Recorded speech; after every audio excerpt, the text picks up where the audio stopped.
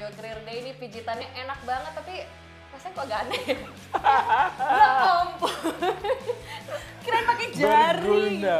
Ini kan tools juga ternyata buat mijit. Kreatif dia ya. Oh, itu spatula bukan untuk punggung saya, itu untuk masak-masakan, tapi kreatif. Tapi berguna juga. Ini ngomong-ngomong soal pijit, yang namanya nyari tukang pijit di Amerika itu sebenarnya agak susah loh. Satu Yang profesional loh, yang nggak pakai profesional ya. Bukan yang pakai spatula ya. Yang satu yang profesional, yang affordable, dan pijitannya itu seoke tukang pijit Indonesia. Nah, itu dia. Susah banget tuh. Dan kita sudah tahu orangnya. Makanya VOA selalu tahu orangnya yang kayak begini-gini nih. Pasti Oh, iya? selalu samperin dan kita tahu gimana karirnya. Jadi kita langsung aja menyimak liputan yang satu ini dari New York. Nama saya J. Suherwanto, aslinya itu Suherwanto Harjo, tapi orang sini susah. Itunya manggil Suherwanto Harjo, jadi gue ganti J itu waktu diisi. Aslinya dari Jawa Timur, udah tinggal di Amerika hampir 10 tahun.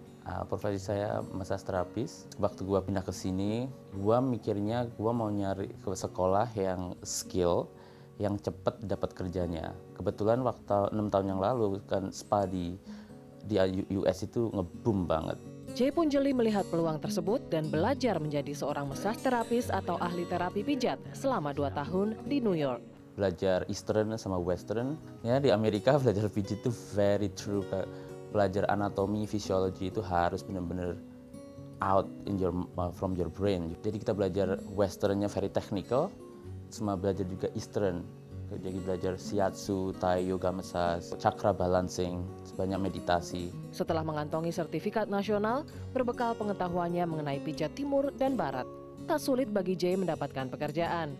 Kini Jay bekerja di sebuah spa di pusat kota San Francisco. Bantu orang-orang lebih suka kalau orang Asia, kalau ngelihat terapisnya dari orang Asia, mereka itu kayaknya lebih confident. Mungkin karena culture kita itu kayak respect sama orang-orang tua, dan kayaknya orang Indonesia lebih nurture gitu. Dan mungkin juga pengalaman di Indonesia, kalau kamu yang grow up di Indonesia ya, pengalaman jadi dipijat itu juga udah ada. Selain sabar dalam menghadapi para pelanggannya, saya lihat Jet ulet, kreatif, dan ramah ya.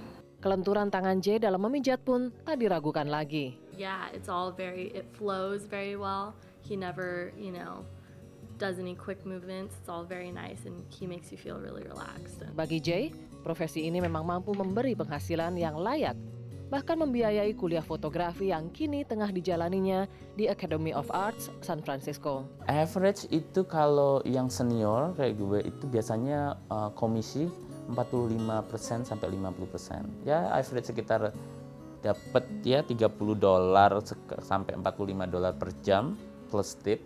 Tip kadang-kadang sekitar $20, $15 gitu. Ya lumayan. Tapi ya hard work ya. Dari San Francisco, Ratno Pinasti, Nia Sutadi, VOA Indonesia.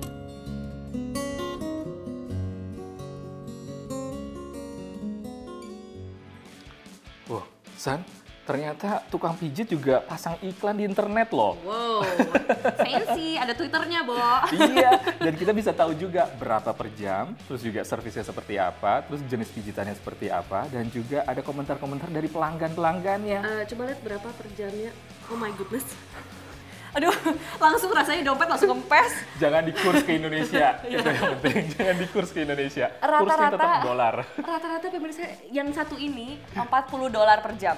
Itu $40 per jam, berapa itu termasuk rupiahnya? murah loh. Itu berapa tuh rupiahnya? Kalau ke rupiah mungkin sekitar Rp350.000 per jam, ataupun juga sekitar Rp380.000 lah segitu. Oke, itu mahal ya pemirsa ya untuk per jamnya dibandingin pijit di Indonesia ya kan? Dan itu juga pijitnya belum tentu yang enak, yang pijit uret tuh ya kalau misalnya di Indonesia. Itu bisa seharian sama Mbak Ina. Iya. Kalau di kampung gue tuh. Kalau 350.000 itu 2 hari kali, aduh itu udah dipijitin sambil gosip pula. Termasuk lulur. Iya, termasuk lulur. Oke, pemirsa, sekarang ini udah saatnya kita ngebaca pesan-pesan dan pertanyaan dari Facebook dan juga Twitter. Kali ini kita ada pertanyaan nih dari Facebook.